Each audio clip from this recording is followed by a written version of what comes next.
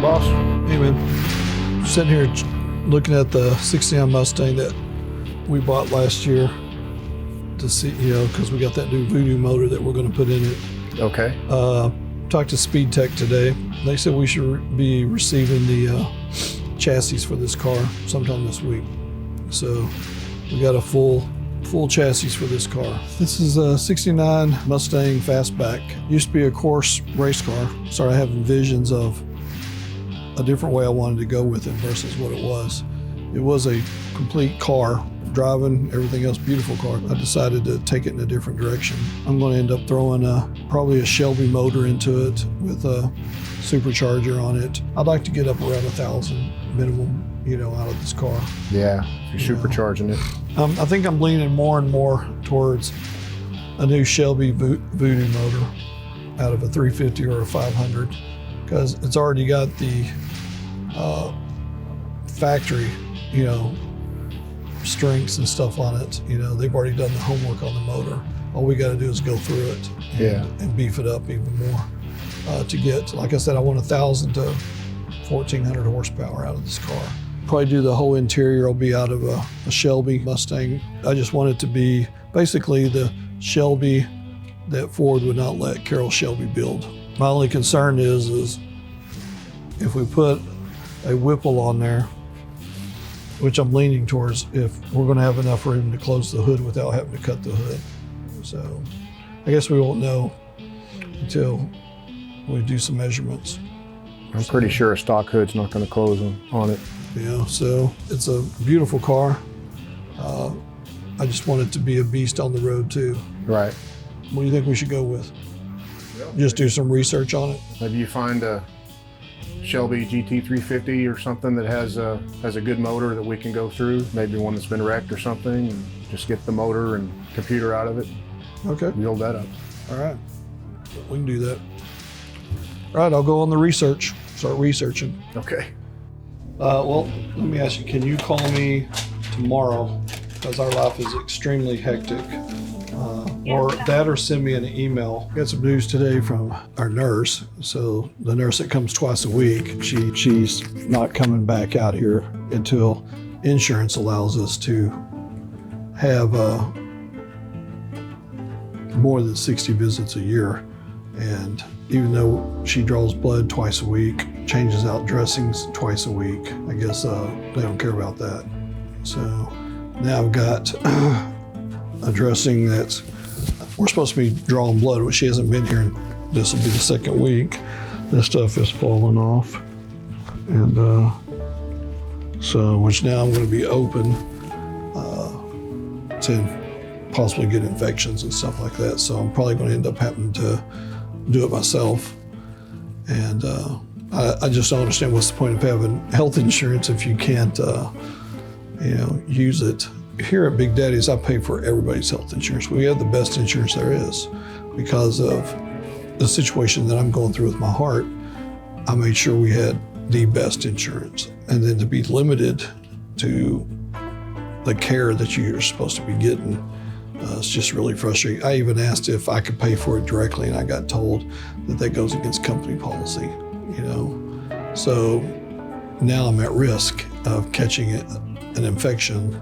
And last year I had 2 infections that damn near killed me, so it's just, it's concerning and frustrating. It's cheaper to send home health out here twice a week than I'll just start going to the emergency room twice a week at $10,000 a pop, There's 2 ways to skin this cat. If they want to spend the 10 or 20 grand a week, basically, I guess that's what I'm going to have to be left to do.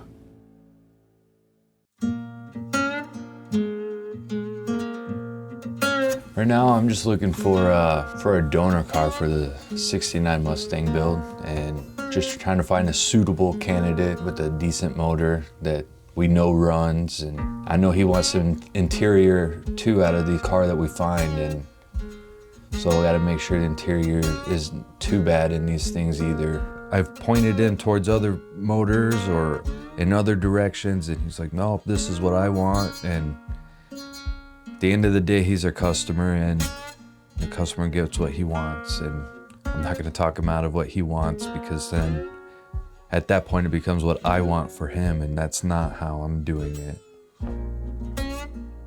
Don't look bad at all in the back. Let's see. So the interior looks pretty good. The motor doesn't look too bad. How many miles are on it? Miles. I guess it really doesn't matter because we're going to tear it down anyway. Yeah. But no, the interior doesn't look like any airbags are deployed in the dash or the seats, so that's a plus. It's less. We're gonna have to have them fixed. See, there's 28,000 miles on it, so it's still not too bad. Why don't you put $500 in there right now and see if they'll. Oh wait, no, hold up. It says, yeah, put $500 in there. Okay. All right, thank you, sir. Hey, you're welcome.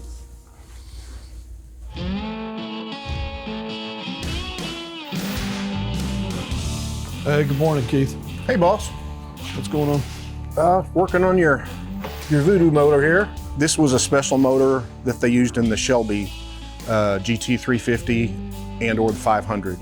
So this came out of a 2020 Shelby GT350, and it's a 5.2 liter, which is very similar to the 5.0 Coyote, but this is a 5.2 Voodoo, is what Ford named this engine.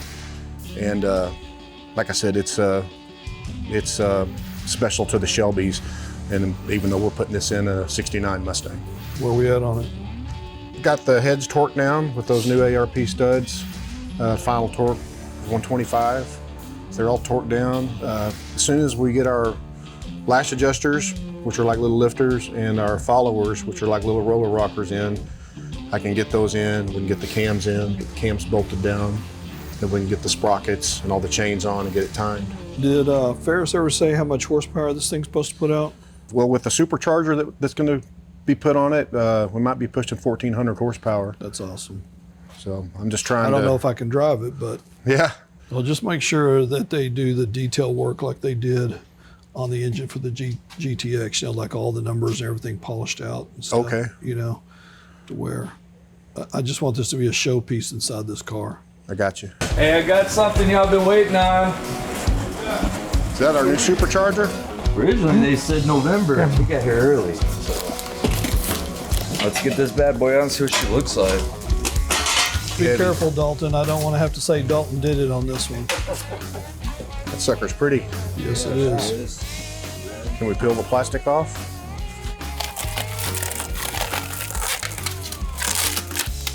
That's nice. Let's put this up on this motor.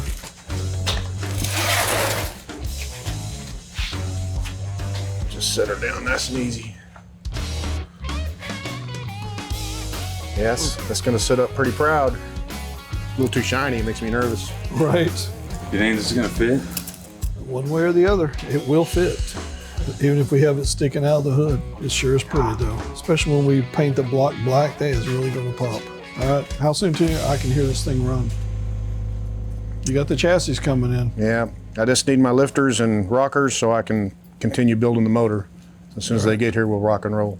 Well, the chassis will be here sometime this week, so maybe we drop the whole thing down into the chassis, get a real measurement, you know, because you've already got everything together that we would need to get a true measurement off of. That car had plenty of horsepower coming just from the factory, but it wasn't enough for Big Daddy. So what we decided to do is take this motor, go send it out to Ferris Racing, have them do some machine work on it, and then send it back to us. And then I decided to put a Whipple supercharger on it. And this is going to go into a 69 fastback. So they're saying it should produce about 1,400 horsepower. And so I'm excited about that. And then we got a Speed Tech chassis coming in this week. So as soon as it comes in, we're going to fit it and make sure it fits the body and everything else in case we have to do some modifications to the body. It's a beautiful motor. It's going to be a beautiful car. So I look forward to it. And especially when the fab shop gets it and the body shop gets it and everything starts going together. You definitely have to respect the horsepower and the torque and everything else. And I think that's what people forget about. Everything's bigger in Texas. You know, I'll just leave it at that.